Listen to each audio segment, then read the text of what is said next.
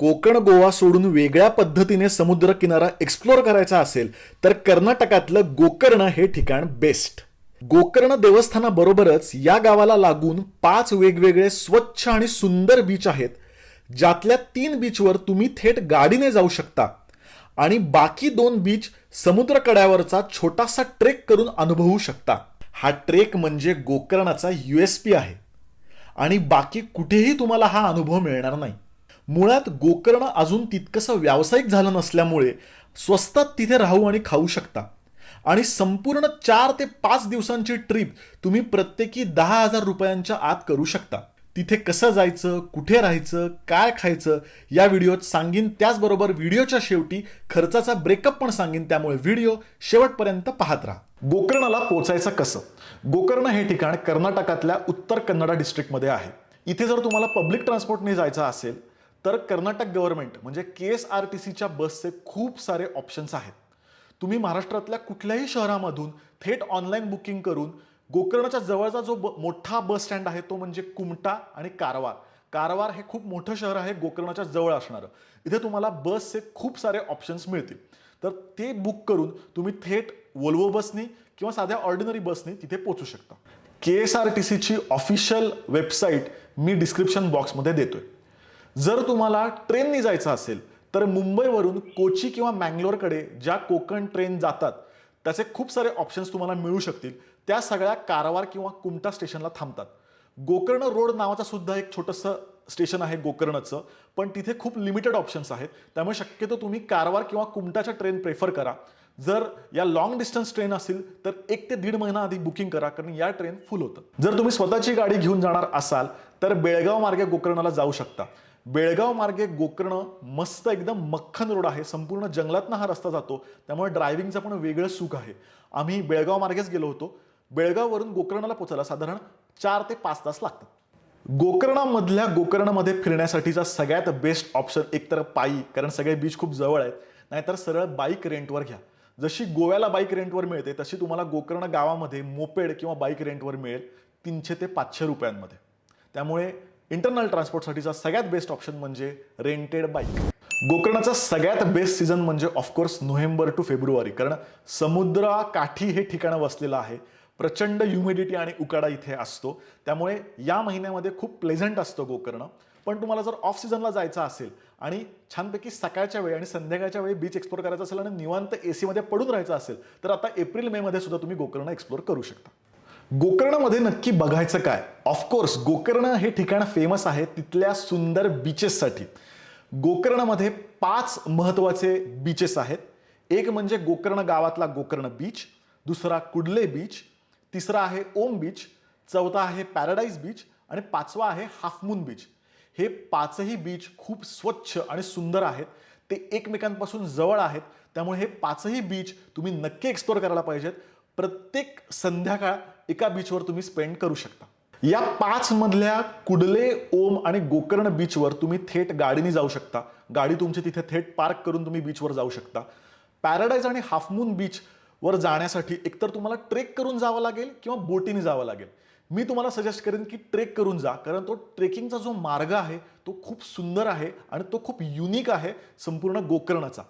त्यामुळे हा गोकर्णाचा हाय पॉइंट आहे. आम्ही स्वतः ट्रेक करून तिथे गेलो होतो. ट्रेक करून जायला तुम्हाला साधारण तास ते 1.5 तास लागतो. तुम्हाला कसं ट्रेक करायचं, कसं जायचं याचा संपूर्ण वेगळा व्हिडिओ आम्ही बनवलेला आहे. तो आम्ही उर्मिला निंबाळकर या यूट्यूब चॅनलवरती अपलोड केला आहे. त्याची लिंक मी तुम्हाला इथे कुठेतरी वरती देतोय. तो तुम्ही नक्की बघा. तुम्हाला समजेल की ट्रेकिंगचा नक्की मार्ग कोणता आहे. खतरनाक वाटतंय. प्रॉपर जंगलातून ट्रेक आहे. मी तुम्हाला सजेस्ट करीन की शक्यतो तुम्ही ट्रेक करून दोन्ही बीच एक्सप्लोर करा, कारण हा जो ट्रेक आहे असा अनुभव मला गोव्यात किंवा कोकणात कुठेही मिळालेला नाही. या 5 बीच व्यतिरिक्त महत्त्वाचं ठिकाण ते म्हणजे गोकर्ण देवस्थान, ज्याला गोकर्ण महाबळेश्वर देवस्थान असं म्हणतात. शंकराचं मंदिर आहे, खूप पुरातन मंदिर आहे आणि सुंदर मंदिर आहे.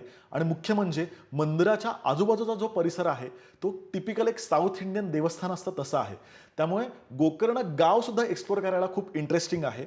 त्यामुळे बीच व्यतिरिक्त नक्की पाहण्याचं ठिकाण म्हणजे गोकर्ण महाबळेश्वर मंदिर. महत्वाची गोष्ट म्हणजे मंदिरात जायचं असेल तर पुरुषांनी लुंगी परिधान करणं बंधनकारक आहे.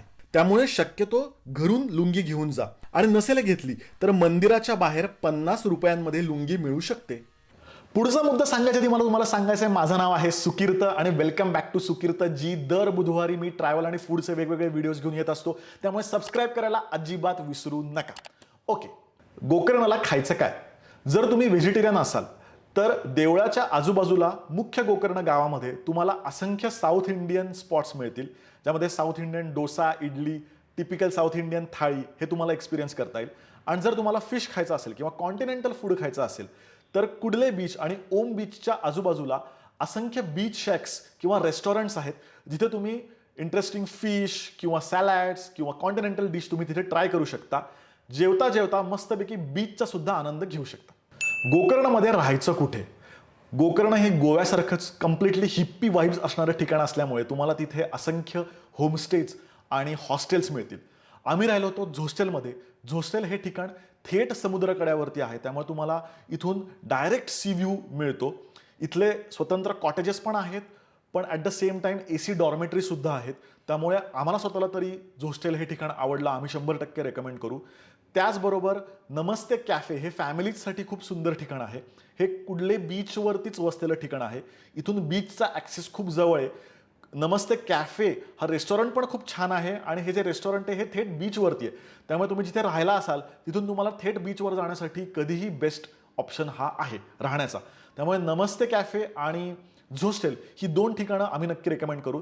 त्या व्यतिरिक्त तुम्ही booking.com वरती किंवा hostelworld.com वरती तुम्हाला असंख्य हॉस्टेल्सचे ऑप्शन्स मिळू शकतील. राहण्याचा खर्च 600 ते प्रायव्हेट रूम जर तुम्ही घेतलीत ते 2500 ते 3000 रुपयामध्ये AC रूम तुम्हाला मिळू शकते. तर गोकर्णाचा खर्च किती?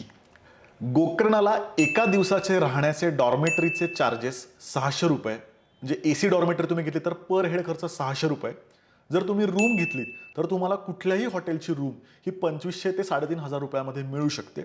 त्यामुळे राहण्याचा एका दिवसाचा एकाचा खर्च साधारण 600 ते 1500 रुपये.